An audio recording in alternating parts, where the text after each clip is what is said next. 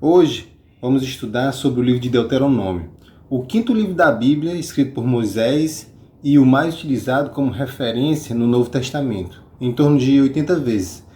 Vamos ver também a importância desse livro para a nossa atual verdade presente. Vamos lá?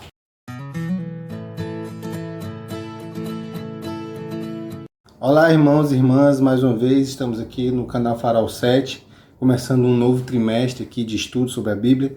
Eu sou Sami Paiva e o tema de hoje é Prefácio de Deuteronômio. O verso em destaque a gente vai ver lá em 1 João, capítulo 4, no verso 8.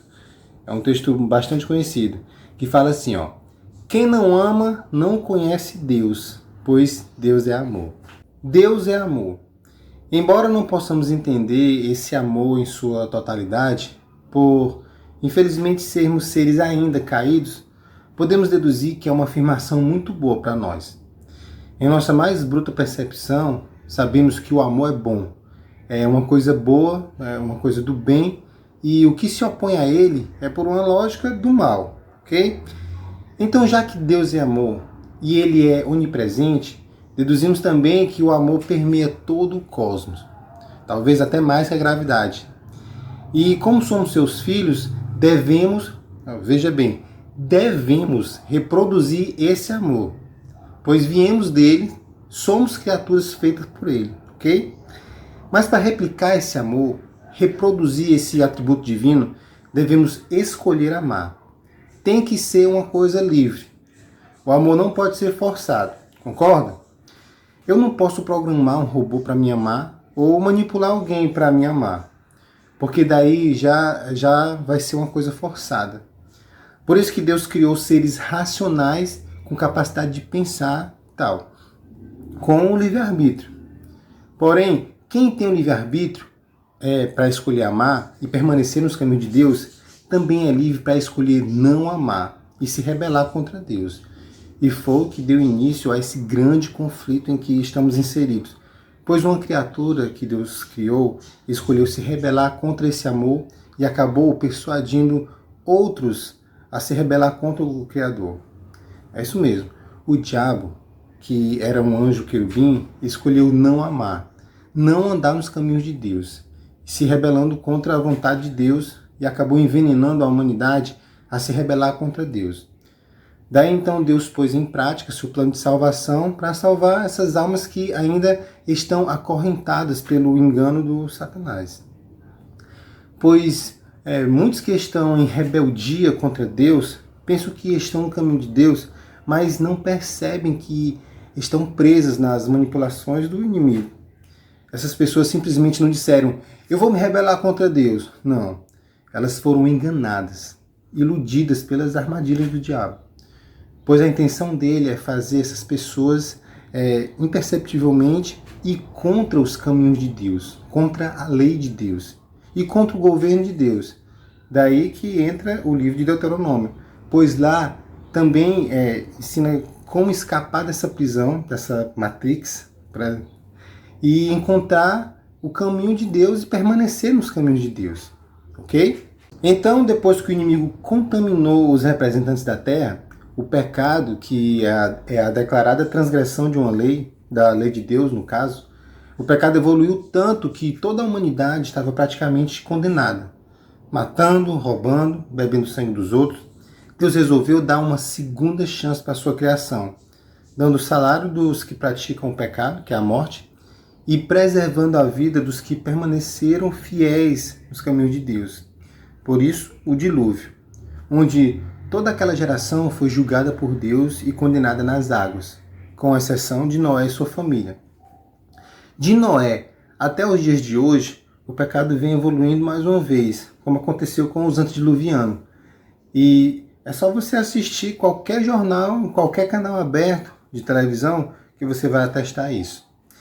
E quando Cristo vier em seu segundo advento, que está bem pertinho, ele não vai dar mais outra chance, como ele fez no caso do dilúvio. Ele vai resolver de uma vez por todas esse problema do pecado. Vai salvar os fiéis e condenar o mal definitivamente. Fiéis a quê, Sami? Fiéis à sua vontade expressa, também no livro de Deuteronômio. Porque as instruções de Moisés, no livro de Deuteronômio, não cabe apenas ao antigo Israel, mas ao Israel espiritual, que é todo aquele que aceita os caminhos de Deus pela fé.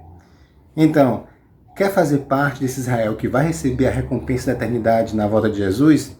Comece a dar mais atenção à vontade de Deus expressa no livro de Deuteronômio. Como eu falei antes, depois do dilúvio, o pecado evoluiu mais uma vez e a maldade cresceu novamente. Mas dessa vez, Deus não providenciou um novo reset. Ele separou um povo, aqueles que aprenderam alguma coisa boa com o castigo do dilúvio, e através desse povo, a mensagem de salvação, que é o Evangelho Eterno, seria espalhado para a salvação da humanidade. E esse povo começou com uma pessoa, Abrão, que passou a ser chamado de Abraão.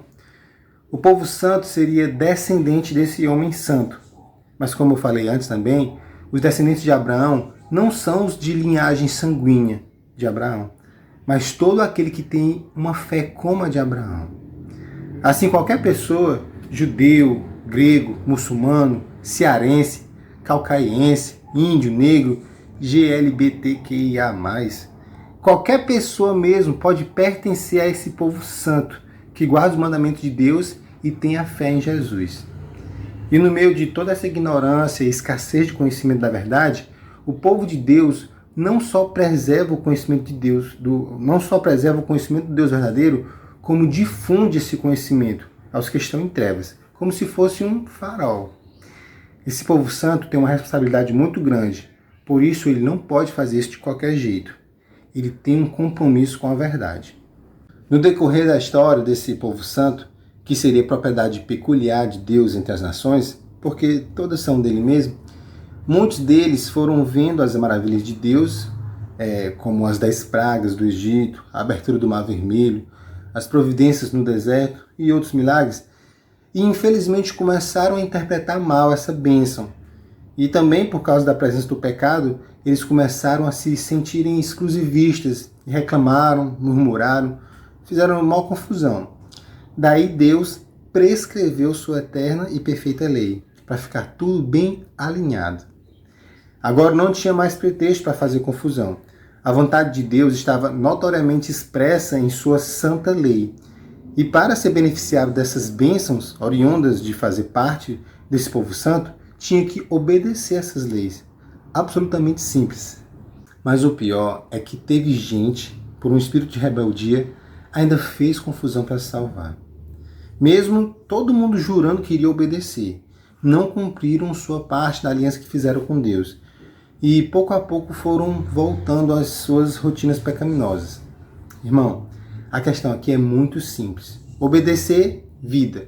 Desobedecer, morte. Obediência a Deus é fundamental à vida. Não tem o que discutir. Samir, isso não é legalismo não? Talvez você não saiba, mas legalismo é obedecer a Deus para ganhar a salvação. É errado mesmo. Só Jesus pode nos dar a salvação, e Ele nos deu de graça. Mas nesse caso, a obediência do Filho de Deus é porque Ele já ganhou a salvação. Ele obedece a Deus porque é grato à graça de Deus. Ele considera de verdade e mostra respeito à misericórdia de Deus. Então, em resposta a essa salvação que Ele ganhou de Deus, Ele obedece. Você viu a diferença? Pois é.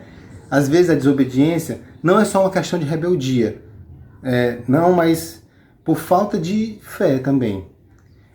Por deixar de confiar nesse Deus maravilhoso, a pessoa acaba perdendo a fé. Acaba não valorizando a fé. O que é às vezes tão ruim quanto a rebeldia. Pois esse caso é uma rejeição do poder salvífico de Deus. Como foi o caso do povo que foi liberto do Egito e ficou no deserto. Que tem um paralelo com muitas pessoas hoje, que, seja por rebeldia ou rejeição, desprezam a lei de Deus e, influenciados por Satanás, escolhem a desobediência. Mas para essas pessoas, eu tenho um questionamento. No trabalho de vocês entram a hora que quer? Se vestem de qualquer jeito? Vocês fazem o serviço que querem? Ou vocês têm regras a seguir? Ou então num restaurante, um restaurante normal que vocês frequentam, vocês entram desarrumados ou descalços? Vocês arrotam alto na cara dos outros? Vocês saem sem pagar, de boas?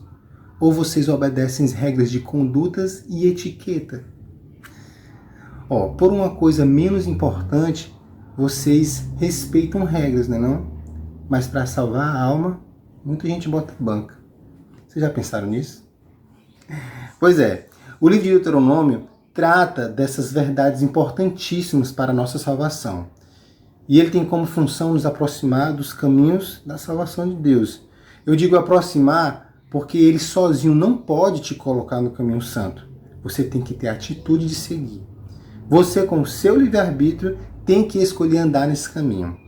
Amém? Então, se você quer escapar dessa matrix, vamos continuar o estudo do livro de Deuteronômio no próximo vídeo, na próxima semana. Mas até lá, vá lendo devagarzinho o livro de Deuteronômio, ok?